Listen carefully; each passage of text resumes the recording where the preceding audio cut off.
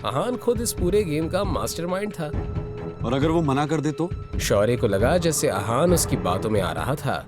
अगर वो मना करेगी तो वो कभी भी गिल कंस्ट्रक्शन में वापस नहीं आ पाएगी। इस बार अहान को अपना गुस्सा रोकना मुश्किल हो रहा था। उसने शौर्य से कुछ कहे बिना ही कॉल काट दिया। अहान, ये क्या किया आपने?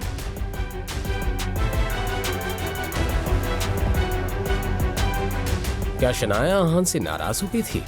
अब अहान उसे कैसे मनाएगा? क्या होगा शौर्य और नीरज गिल का अगला कदम?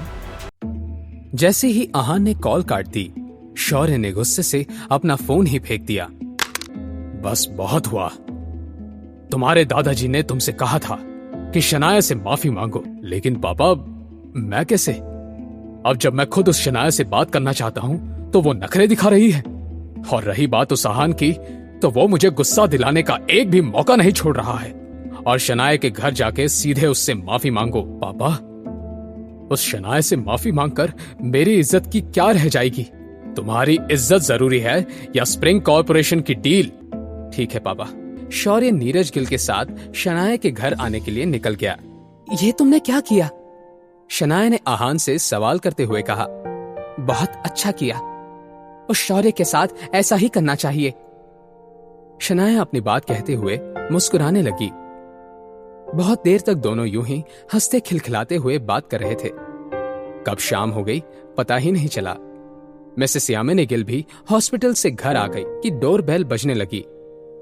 पता नहीं कौन आया है। जब मिसेस यामिनी गिल ने देखा तो वो दंग ही रह गई। मिसेस यामिनी गिल ने यह देखा कि दरवाजे के बाहर उनके जेठ जी नीरज गिल और उनका बेटा शौर्य खड़े थे। उन्होंने बस बेमन से नीरज गिल और शौर्य को अंदर आने को कहा। कुछ देर के ऑकवर्ड सन्नाटे के बाद नीरज गिल ने फाइनली अपना मुंह खोला। शनाया, बेटा तुम्हारे और शौर्य के बीच जरूर कोई गलतफहमी हुई है। अहान ने इस बात को सुनते ही शनाया के चाचा जी से एक सवाल करते हुए कहा। कैसे गलतफहमी? अहान, अच्छा होगा कि तुम अपने काम से काम रखो। कि शनाया ने शौर्य से कहा। अगर अहान का इस सब से कोई मतलब नहीं है तो मेरा भी नहीं है। नीरज गिल ने अहान से पूछा। अहान, तुम्हें क्या लगता है? मगर बजाय इसके अहान नीरज गिल के सवाल का जवाब देता, उसने उनसे ही उल्टा सवाल किया। क्या आप यहाँ पर माफी मांगने आए हैं? हाँ, शौर्य की नादानी की वजह से कल शनाया के बारे में कुछ गलत अफवाहें फैली। उन झूठी अफवाहों की वजह से शनाया को और गिल परिवार को बहुत नुकसान हुआ है। शौर्य ने इस मामले में बहुत बड़ी गलती की है। शनाया, कल जो भी कुछ हुआ उसमें तुम्हारे भाई की गलती थी, लेकिन अब मैं जान गया हूं कि मुझे वो अफवाहें नहीं फैलानी चाहिए थी। मुझे प्लीज माफ कर दो।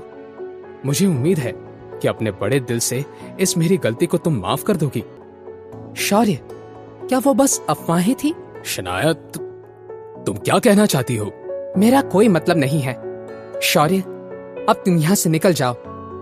अगर अभी भी शौर्य ये बात मानने से इनकार कर रहा था तो शनाया को बात बढ़ाकर अपने एनर्जी और टाइम वेस्ट करने में कोई इंटरेस्ट नहीं था। अब इस पॉइंट पर नीरज गिल को अपने बेटे पर थोड़ा थोड़ा शक होने लगा, लेकिन फिर भी उन्होंने अपने गुस्से पर काबू करते हुए शनाया से कहा। शनाया, मैं जानता हूं कि शौर्य ने बहुत बड़ी गलती की है जिसे माफ नहीं किया जा सकता, मगर चाहे जो कुछ भी हो जाए हम एक परिवार हैं। हम बात करके इन सारी प्रॉब्लम्स को सॉल्व कर देंगे। नीरज गिल की ये बात सुनकर अहान इस तरह से हंसने लगा मानो उनका मजाक उड़ा रहा हो। परिवार? अब जब हम एक परिवार हैं तो क्यों ना एक बात करके स्प्रिंग कॉर्पोरेशन की डील शनाया को दे दे? बिल्कुल नहीं। क्या इस एटीट्यूड से माफी मांगी जाती है? ऐसा नहीं हो सकता। हम शनाया को दूसरे तरीके से कॉम्पेंसेट करेंगे। वो ऑफिस में आकर अपना काम वापस शुरू कर सकती है। पापा से बात करके मैं शनाया को वो 6 मंजिला बिल्डिंग भी वापस लौटा दूंगा। और हाँ, शनाया को स्प्रिंग कॉर्पोरेशन की डील का 5% प्रॉफिट भी मिलेगा। 5%?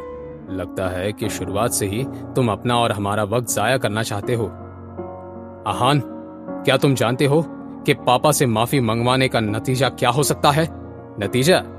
मैं भी देखना चाहूंगा कि अब मुझे किन नतीजों का सामना करना पड़ता है। अहान को इस बात से क्या फर्क पड़ रहा था? एक आनंद गिल हो या 10, आहान तो सबको अपनी उंगली के इशारों पर नचा सकता था। उसे किसी नतीजे या अंजाम से कोई डर नहीं था। आहान के इस जवाब से नीरज गिल समझ नहीं पा रहे थे कि उन्हें कैसे रिएक्ट करना चाहिए।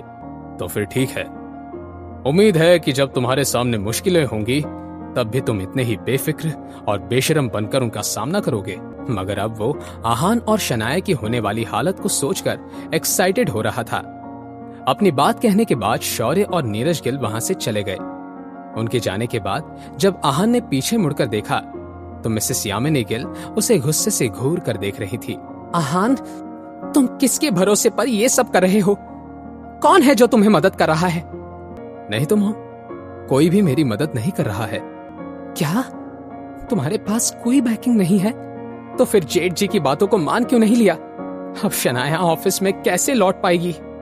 जब मिसेस यामिनी गिल आहान को डांट रही थी तो शनाया ने आहान के पास जाकर उससे सवाल करते हुए कहा, आहान, तुम अपनी असलियत कब तक छिपाने वाले हो? मॉम को सब बता क्यों नहीं देते? शनाया किस सच के बारे में बात कर रही थी? क्या वो आहान की असलियत को जान चुकी थी? अब आहान क्या करेगा? क्या आनंद गिल आहान की शर्तें मान लेंगे? जानने के लिए सुनते रहिए पॉकेट FM।